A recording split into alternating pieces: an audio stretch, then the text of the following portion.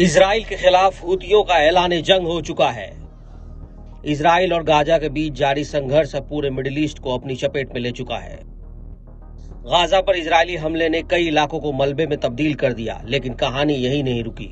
Yemen के विद्रोही हुती गुट ने इजराइल पर एक बार फिर हमला कर उसे सरप्राइज कर दिया है। तेल अवीव के पूर्व में बेन गुरियन हवाई अड्डे को निशाना बनाकर मिसाइल हमला किया गया।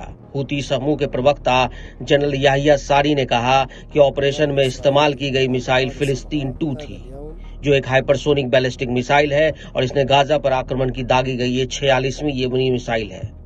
हुतियों के फिलिस्तीन 2 मिसाइल यमन से दागे जाने के बाद कई सौ किलोमीटर दूर स्थित इजराइल में गिर रही है और उसे कोई भी एयर डिफेंस सिस्टम रोक नहीं पा रहा। हाल में ही हुती विद्रोहियों ने हाइफा में इजराइल के एक बिजली संयंत्र पर मिसाइल हमला किया और इजरायली एयर डिफेंस को चुनौती दी, जिसमें आयरन ड्रोम से लेकर एरो एयर डिफेंस सिस्टम तक शामिल था, लेकिन सभी फेल हो गए। इस हमले में भी फिलिस्तीन 2 मिसाइल का ही इस्तेमाल किया गया। ऐसे में सवाल उठता है कि हुती विद्रोहियों की फिलिस्तीन 2 मिसाइल कितनी शक्तिशाली है। फिलिस्तीनी 2 यमन में घरेलू स्तर पर निर्मित एक 2 चरणों वाली सॉलिड फ्यूल मिसाइल है। इसकी अनुमानित सीमा लगभग 2150 किलोमीटर है। फिलिस्तीन 2 को मीडियम रेंज की मिसाइल माना जाता है। इसकी वॉरहेड पेलोड लगभग 500 किलोग्राम है और इसकी अधिकतम गति लगभग मैक 16 है, जो इसमें मैनूवर करने की क्षमता के साथ है। हुतियों का दावा है कि फिलिस्तीन 2 हाइपरसोनिक मिसाइल है। सबसे महत्वपूर्ण बात यह है कि फिलिस्तीन 2 इजरायली हवाई सुरक्षा को दरकिनार करने में सक्षम साबित हुआ, जिसे तेल अवीव ने पहले वैवाहिक रूप से अपराजय बताया था।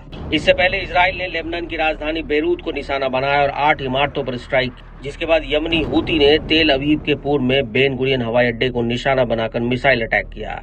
इससे हवाई अड्डे का यातायात कुछ समय के लिए प्रभावित हुआ। इजराइल ने यमन में शुक्रवार को भी बड़ी स्ट्राइक की थी, जिसमें यमन हुतियों को भारी नुकसान पहुंचा।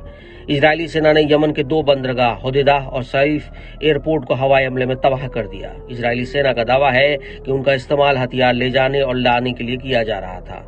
हमले के बाद इजराइल ने कहा कि हुती विद्रोही अगर हमला नहीं रोकते तो उनका हाल हमास और हिजबुल्लाह के नेताओं जैसा होगा।